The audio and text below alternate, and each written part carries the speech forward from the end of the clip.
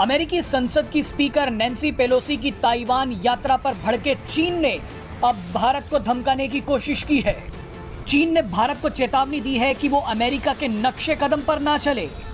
नई दिल्ली में स्थित चीनी दूतावास ने एक बयान जारी करके कहा है कि भारत एक चीन नीति पर कायम रहे और ताइवान से दूरी बना ले। चीन के दूतावास ने कहा है कि एक चीन नीति यानी वन चाइना पॉलिसी पूरी दुनिया को माननी पड़ेगी। मजे की बात देखिए कि चीन की इस धमकी के बाद भारत और अमेरिका के विदेश मंत्रियों की एक बड़ी बैठक हुई।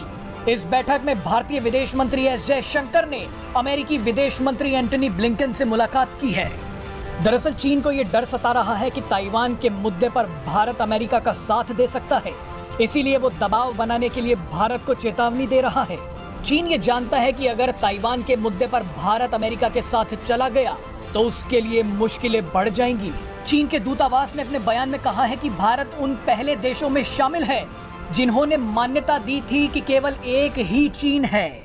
यहाँ आपके लिए ये जानना भी जरूरी है कि एक चीन नीति यानी वन चाइना पॉलिसी आखिर है क्या।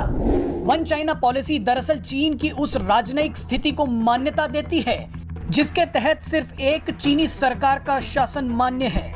चीन इसी नीति के तहत ताइवान के अलावा हांगकांग, तिब्बत और शिनजियांग को अपना हिस्सा घोषित करता है। 1949 में जब चीन की सिविल वॉर खत्म हुई थी तभी ये पॉलिसी अस्तित्व में आई थी। इस सिविल वॉर में जिन लोगों की हार हुई थी वो ताइवान चले गए थे। इन हारे हुए लोगों ने ताइवान में अपनी सरकार बना ली, जबकि सिविल वॉर में जीती हुई कम्युनिस्ट पार्टी चीन पर शासन करने लगी। दोनों ही पक्षों का कहना था कि वो चीन का प्रतिनिधित्व करते हैं।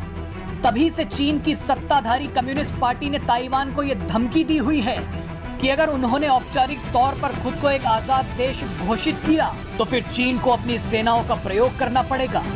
चीन हमेशा से ही ताइवान को अपना हिस्सा मानता है।